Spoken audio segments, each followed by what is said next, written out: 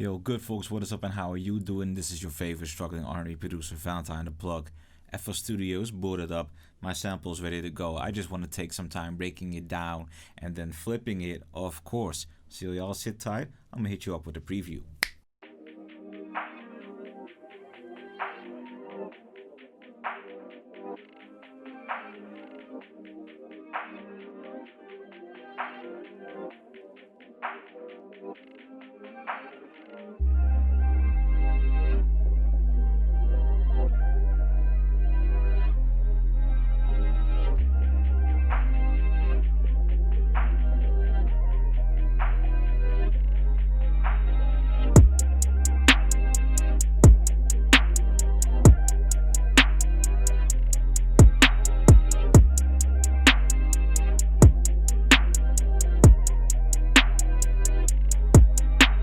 So I just want to go through the sample layer by layer and break it down step by step.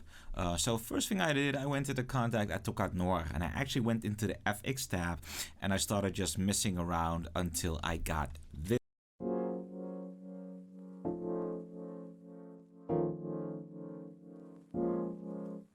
It's practically just an electric piano. So when you look at my chord progression, you can actually see that, they have a lot of notes in common, but they are different chords. Let me break it down. So I've got an F sharp major 11 chord that goes into an F augmented 7th chord with a doubled root and a doubled raised third.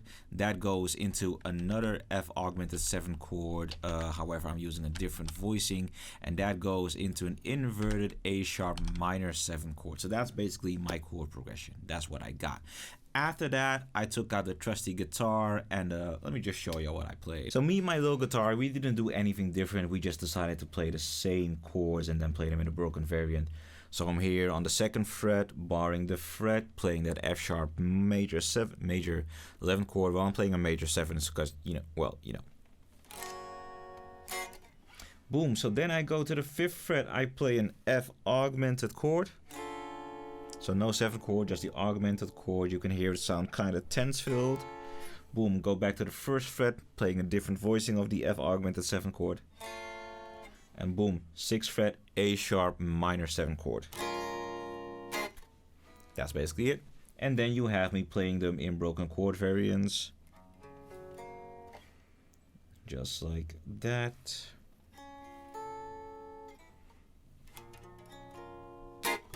It's simple. So after getting that down, I decided to head over into another instance of contact. I took out Cloud Supply. I took out these two patches, which I just meshed together to make myself a dope pad. Sounds like this.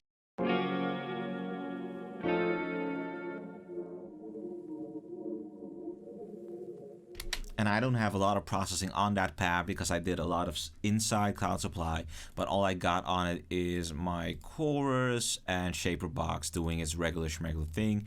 Might just add a little bit of pan shaper here too, and that's basically it, nothing to it. Now here comes the interesting part. I have 2 batches of vocal samples, each of them sent to a mixer channel featuring at least auto-tune, doubler, and an EQ. That's track 6 and track 9. One is actually really meant to be like an apparent vocal sample. Sounds like this.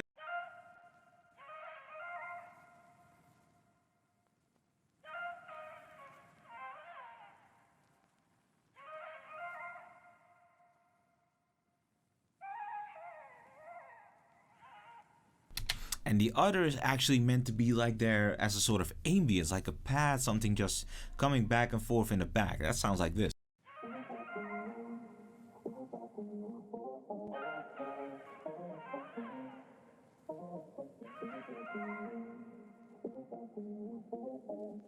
So let me play y'all the full sample.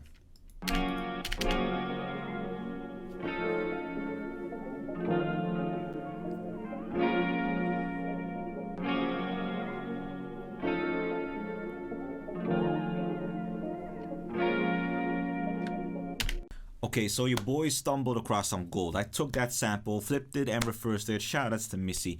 Pitched it up 200 semitones. Now it sounds like this.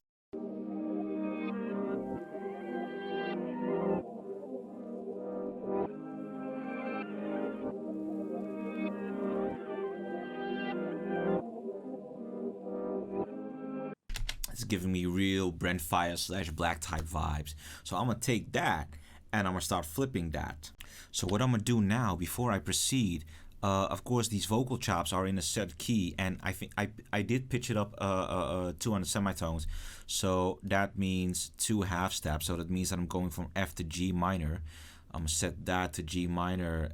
Then I'm gonna go to vocal runs 1, 2, and they should fit with the sample right now. Hold on.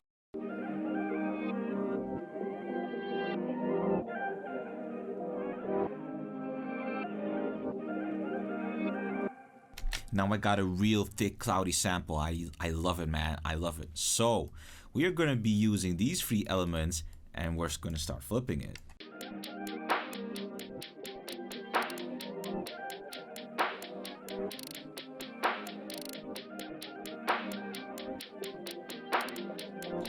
Lord have mercy. Ooh. All right. Game plan. I gotta have a game plan.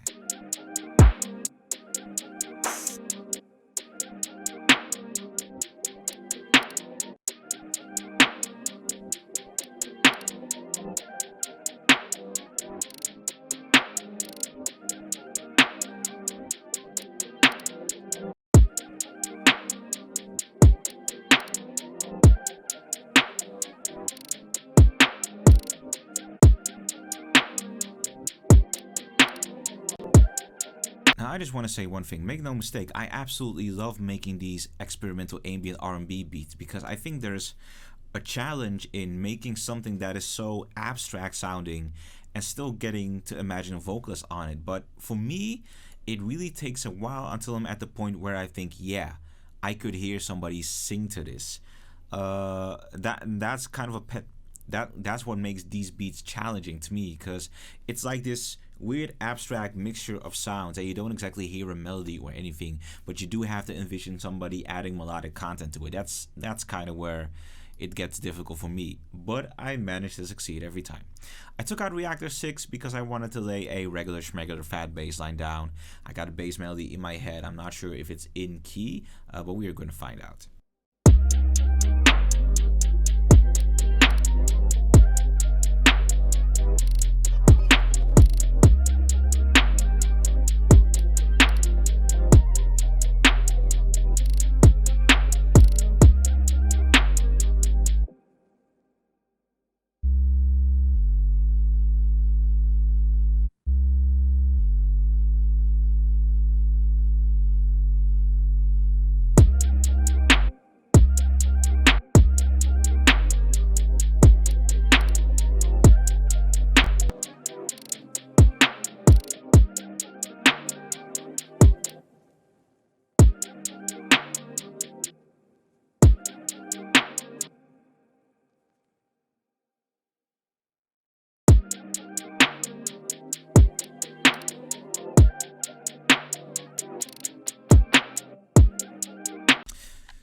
Now the cool thing about making your own sample and then reversing it is that you can practically take out all the elements and still adjust them to your liking. So I'm going to track out my pad once more.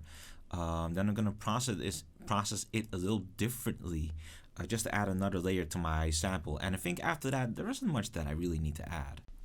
So I tracked out my pad and I ran it through the Love filter, which is actually, I think, the first time that I'm actually seriously using this.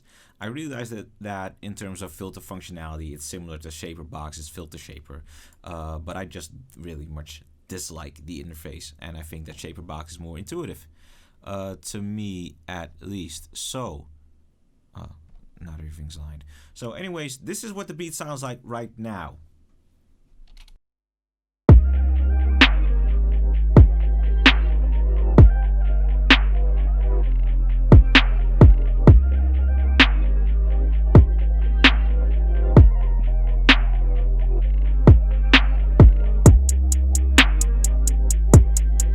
Good folks, you ever make a beat that just speaks for itself, that has a vibe of itself, that doesn't really need, you're just sitting there, the beat is already done, you're just sitting there, you're wondering to yourself, did I make this beat or did the beat make itself? You feel me?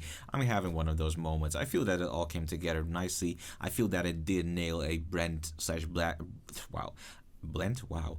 I do feel that I nailed a Black slash Brent Faiyaz Type 5, even a Bryson Tiller Type 5. I think all three could fit on this beat. So I'm gonna zone out, listen to this beat, and I'm gonna leave y'all to be easy. Hope y'all enjoyed the video. Peace.